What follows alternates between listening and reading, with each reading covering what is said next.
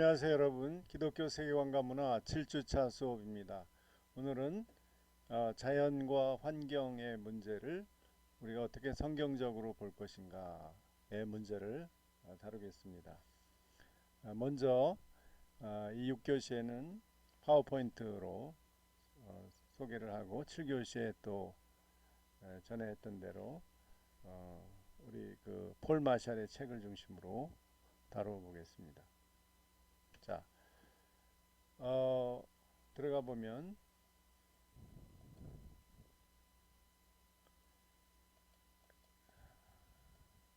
자연과 환경의 의미에서 일반적인 의미를 이제 동양의 도덕경이죠.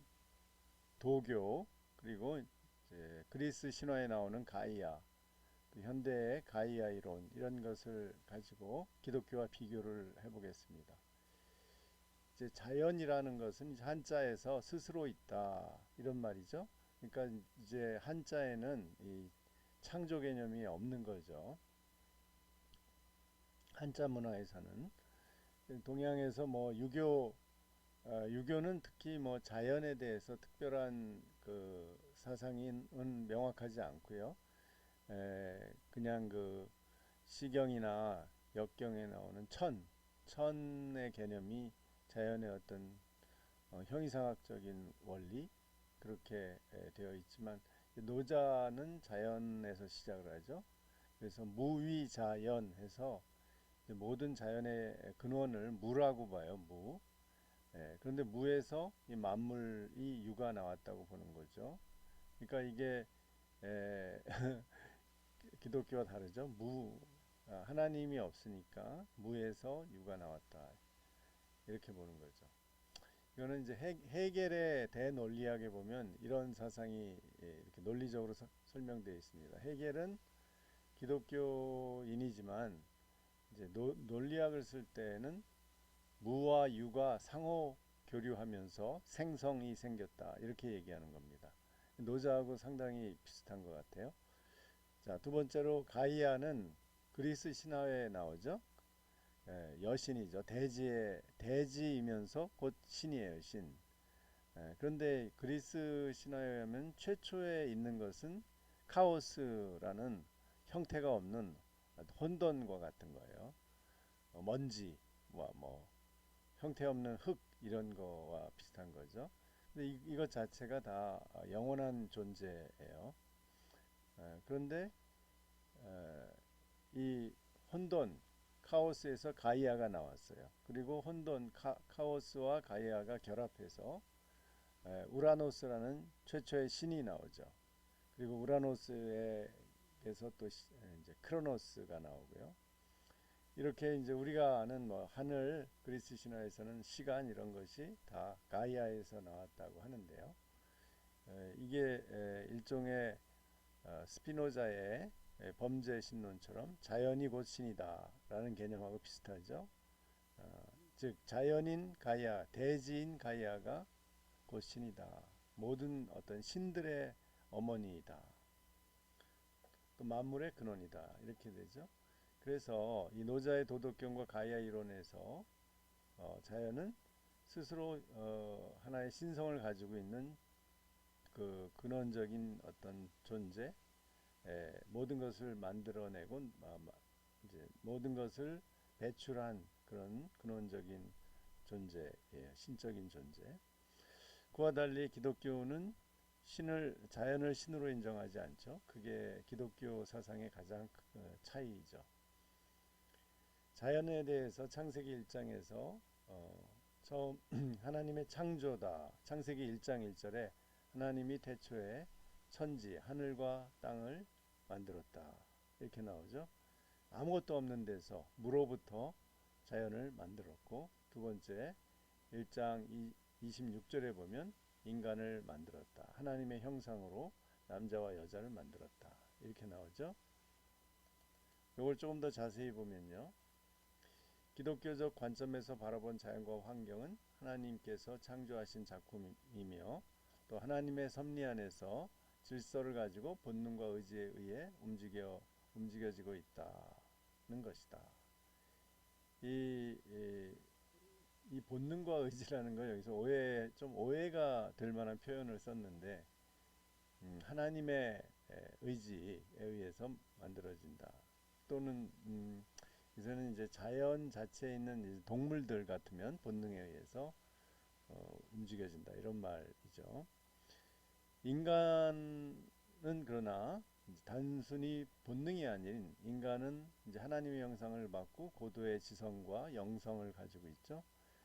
물론 감정과 의지력 다 이런 걸 종합적으로 가지고 있는데 그런 존재가 이제 청지기 스튜어드 하나님을 대신해서 이 세상을 다스리는 존재다라는 확신을 가지고 있죠.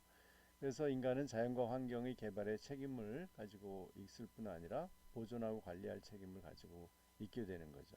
그래서 이 기독교 성경적 사상에서는 인간의 책임이 굉장히 중요해요. 인간이 자연에 대해서 관리의 책임이 있기 때문에 창세기 21장 28절 문화명령이 타락 이전에 주어진 본래의 명령이죠. 인간의 이제 목적이 되는 거예요. 하나님이 그들에게 복을 주시며 하나님이 그들에게 이르시되 생육하고 번성하여 땅에 충만하라 땅을 정복하라 바다의 물고기와 하늘의 새와 땅에 움직이는 모든 생물을 다스리라 하시니라. 인간이 어떻게 살아가야 할지 여기서 이제 이러한 알려주죠. 그래서 이러한 활동을 통해서 하나님께 영광을 돌린다. 하나님을 영화롭게 한다. 또 하나님을 기뻐하면서 살아간다라는 궁극적인 목적이 성취가 되는 거죠. 이것이 아주 독특한 기독교의 사상입니다. 인간이 자연과 어떤 관계를 맺고 있는지에 대해서 뭐 그리스 신화에부터 나온 가이아 이론이나 도덕경 도교하고는 완전히 다르죠. 문제는 창세기 3장의 타락 이후에 인간이 이 사명, 이 명령을 어떻게 하게 되었느냐. 인간은 배가 불러도 이제 만족하지 않고 더 많은 소유를 얻어 자기 생명을 보장하고자 한다. 또는 쾌락을 누리고자 한다. 그래서 이제 무제한 그야말로 고삐 풀린 개발 또는 탐욕에 의한 소유 이런 것이 일어나게 됐죠. 더 많은 소유를 얻기 위해서는 힘, 권력이 필요하죠. 이리하여 인간은 한계를 알지 못하는 힘과 소유에 대한 욕심 내지 탐욕에 사로잡히게 되었다. 이렇게 더 많은 소유와 힘을 가지려면 인간은 이런 국가의 경제력, 군사적, 정치적 팽창력을 가지고 이 욕망을 성취하려고 하게 되었죠. 그 대표적인 것이 바로 20세기 중반까지 나타났던 이제 서구 열강들이 제국주의적으로 전 세계를 식민지로 만들고 그것을 자기네의 어떤 소비지 그리고 원료를 생산하는 기지 이렇게 해서 마구 착취했죠. 물론 유럽이나 미국 자체에서도 많은 오염을 일으켰지만 그래서 이제 오염을 통해서 도시와 강이 또 공기가 이제 인간이 살 수 없게 되어가는 현상을 이제 오염이라고 하죠. 인간이 정착하여 발전과 성장을 추구해 나가면서 필연적으로 나타나게 되는 현상이 인구와 수요의 성장과 사회 기반 구조의 성장. 그래서 특히 인구와 수요, 소비가 늘어나면 그 오염이 심해지는 거죠. 이 두 가지는 서로 강력하게 얽혀 있는데 사회 기반 구조의 성장은 인구 성장이 낳은 결과이고 반대로 인구 성장은 사회 기반 구조의 성장이 있기에 가능한 것이다. 농업 생산력, 의학, 그래야지 인구 성장이 가능해지죠. 그러기 위해서는 이제 그런 어떤 농토를 잘 경작하기 위해서 관리하고 비료도 줘야 되고 또 물도 줘야 되고 이런 구조를 만들어야 되는 거죠. 또 농민들이 있어야 되고 그들을 또 지배하는 또 귀족이나 양반이 있고 그 위에 왕이 있고 이런 사회를 통해서 만들어서 결국은 인구가 점차로 성장해 오다가 이제 의학이 아주 비약적으로 발전한 19세기 말부터 또 농업 생산력이 아주 비료, 인공 비료를 통해서 확보된 20세기 초반부터 아주 비약적으로 인구가 성장하게 되었죠. 이제 그래서 인구가 지금 70억이 넘죠. 인구 성장과 사회구조 성장 두 가지 중 어느 하나를 멈추기가 불가능하게 되었지만, 그러나 먼저 어떤 사회구조의 성장, 경제적 성장을 이룬 나라들일수록 인구 성장이 줄어들고 있죠. 유럽과 일본과 한국은 인구 성장이 지금 현저하게 줄어들고 있어요. 오히려 이제 너무 아이를 안 낳아서 인구가 고령화돼서 지금 문제죠. 인구가 늘수록 또 산업이 발달할수록 오염이 심해졌죠. 오염이라는 말의 의미는 더럽게 물듦, 더럽게 물이 들었다, 이제 또는 더럽게 물들게 한다, 이런 말인데, 이 말은 원래 상태의 존재가, 그 지구의 최초의 상태의 존재가 이제 더 이상 그 상태로 머물지 않고 왜곡된 것을 말하죠. 이 오염은 필연적으로 인구의 증가와 함께 사회 기반 구조의 성장이 낳은 결과라고 할 수 있다. 그래서 소비를 많이 해서 이 어떤 쾌감을 우리가 많이 얻을 수 있고, 또 건강하게 살수록 또 그래 이제 어, 인간의 수명이 늘어나잖아요. 인구가 증가하고 이제 어릴 적에 많이 죽지 않고, 그렇게 해서 굉장히 살기에 좋은 사회를 만들었죠. 그래서 사회 기반 구조의 성장이라는 건 그런 걸 말하죠. 그러나 그와 동시에 오염도 늘었다는 거죠. 그것이 이제 우리의 문제죠. 그래서 여기 이 그림에 보면요. 이 그림에 보면 이 빨간 지역이 지금 오염이 특히 이 공기 오염이 심한 곳이죠. 아프리카 이 사하라 지방 북쪽, 그다음에 아라비아, 또 여기 뭐 이라크 해서 파키스탄, 아프가니스탄, 파키스탄, 인도, 그리고 아시아 국가해서 이제 중국, 그리고 중국의 이제 여기 동북 삼성, 만주, 그리고 우리 한국도 약간, 그래서 이 거대한 지역이 이렇게 빨갛게 오염되어 있다는 거죠. 오염이 일어나는 원인은 자동차, 공장, 그 밖에 산업시설에서 나오는 이산화탄소죠. 또 다른 물질들이 태양광선과 화학 반응을 일으켜서 산성비나 스모그나 미세먼지, 초미세먼지를 배출하는 거죠. 그 결과 심각한 호흡 혼란과 식물의 생장 저하, 또 어떤 기후 변화, 궁극적으로 기후 변화를 가져오죠. 그래서 지금 어떻게든지 이 지역의 오염을 좀 줄이는 것이 우리의 중요한 과제가 되고 있습니다. 지금 기후 변화 때문에 올해도 굉장히 그 기상이변과 또 태풍 등이 일어나서 우리가 굉장히 힘들었죠. 지금 뭐 아마존과 미국 캘리포니아에 아직도 산불이 계속 일어나고 있고요. 자, 환경 위기의 원인을 보면 여기 재밌는 그림이 있죠. 태평양에 지금 일본과 미국 사이에 이렇게 거대한, 정말 이게 믿어지지 않는데요. 어떻게 배를 타고 일본에서 이렇게 태평양을 건너서 이제 미국까지 갈까, 이렇게 걱정할 정도로 이걸 피해서 가겠죠. 피해서 가면, 아니면 뚫고 가든지, 이 엄청난 쓰레기가 이 바다에, 태평양 바다를 이렇게 뒤덮고 있는 거죠. 한국의 7배 면적이라고 해요. 이걸 지금 어떻게 줄이냐 가지고 많은 고민들을 하고 있죠. 그래서 이제 이러한 그 바다를 해양 오염을 시키는 가장 주 원인이 플라스틱과 생활 쓰레기인데, 또 플라스틱 하면 한국이 지금 소비가 세계 1위예요. 놀랍죠.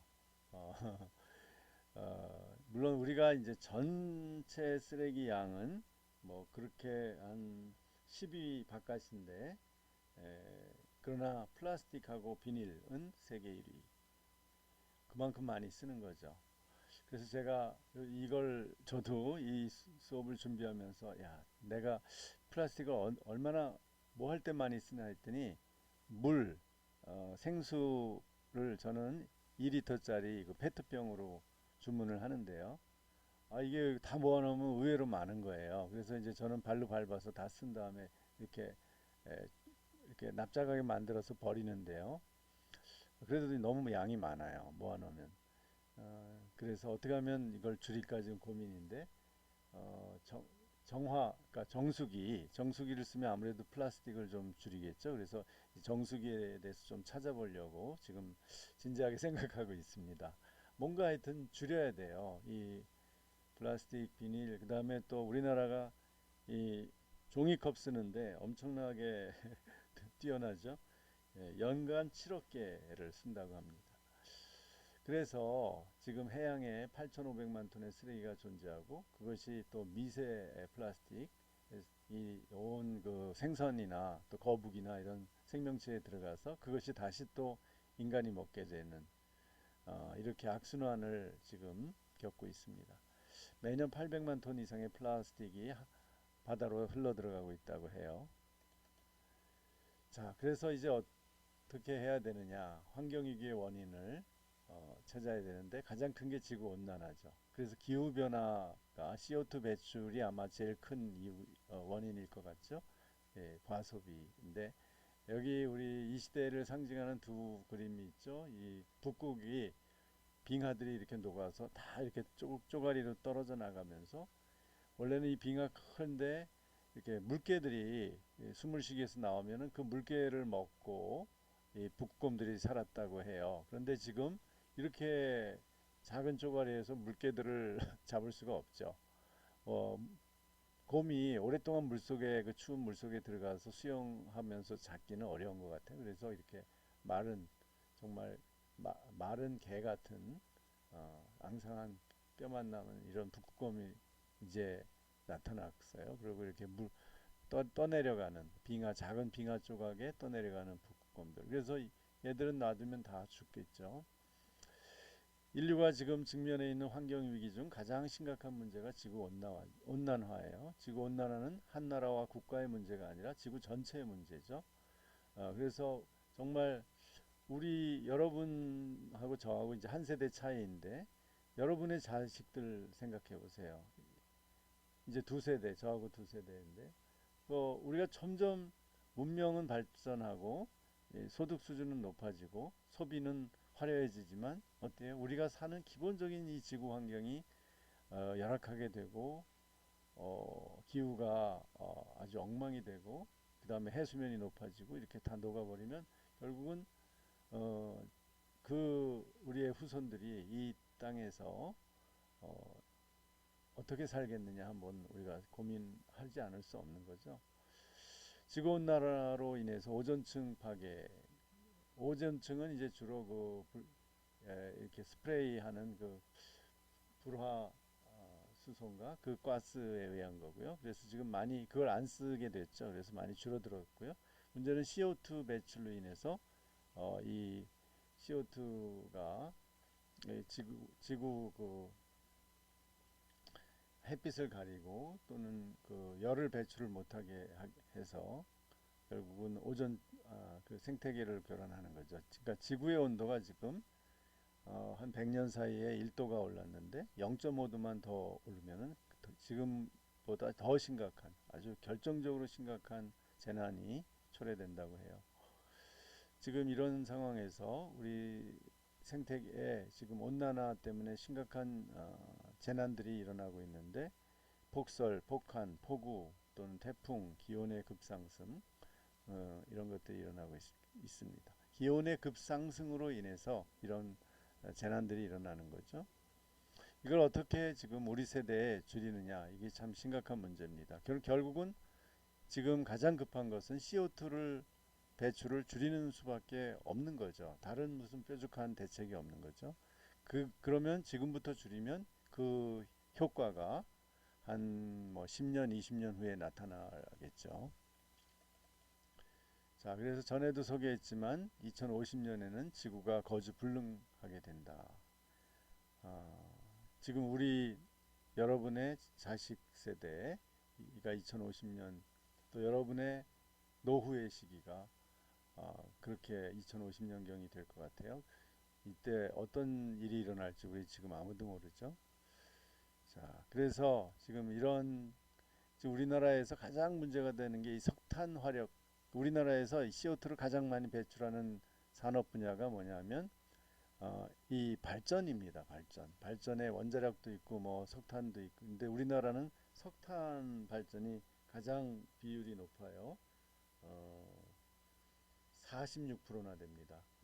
이쪽에서 우리나라 화력발전소가 가장 이 CO2를 많이 배출하고 그 다음에는 포스코 같은 철강 회사들이 많이 배출합니다.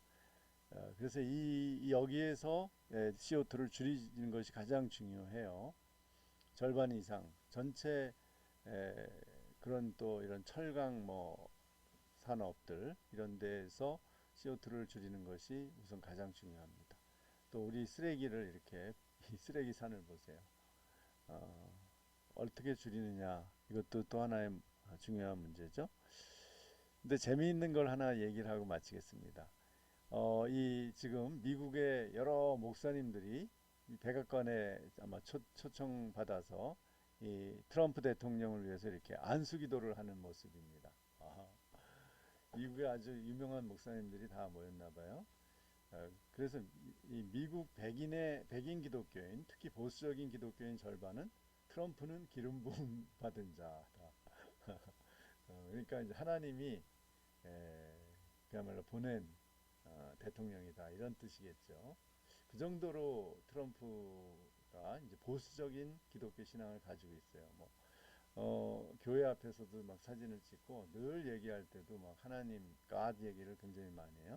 그런데 그러니까 이제 트럼프가 좀 뭐 여러 가지 문제는 많지만 하여간 보수적인 기독교인인 것은 확실한 것 같아요.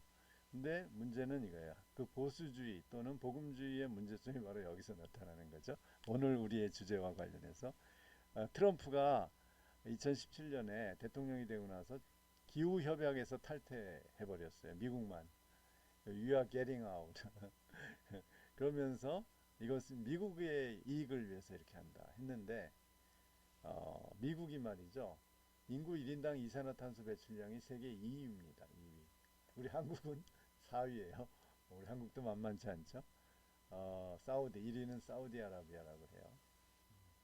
그런데 이렇게 많이 배출하는데 여기 우리는 줄이지 않겠다는 거거든요. 우리는 탈퇴하지 않고 한국은 줄이려고 막 노력하죠. 좀. 그리고 그 배출권도 막 사오고 막 그러죠. 그런데 이 하나님을 그렇게 잘 믿는 트럼프가 이 환경의식, 이 기후 재앙의 결과에 대해서는 너무 무책임하고 무감각한 거죠. 이게 이제 아이러니죠. 정말 하나님을 잘 믿으면 이 지구에 대해서 책임감을 가져야 되죠. 창세기를 읽을 거 아니에요. 제네시스를. 그러면은 우리가 생육하고 번성하고 다스리라. 근데 이것은 창조 이전에 주어진 우리에게 근원적인 명령이지만 창세기 9장에 인간이 타락한 후에도 노아에게 똑같은 이 문화 명령이 주어집니다. 생육하고 번성하고 이 지구를 잘 다스리라. 그런데 거기에 대한 신앙은 트럼프가 없는 것 같아요. 이게 이제 복음주의자들의 문제입니다. 이 환경과 자연에 대해서 너무 무관심한 거예요. 그리고 그것을 이용하고 경제 성장에 그것을 이제 활용하고 마구 쓰레기를 배출하고 CO2를 배출하는 걸 그냥 당연하다. 그래서 경제 성장만 이루어지면 하나님의 축복이다. 이렇게 여태까지 믿어왔잖아요. 우리나라도 그랬고. 자, 이걸 한번 우리 깊이 한번 생각해 봅시다. 네, 오늘 여기까지입니다. 6교시.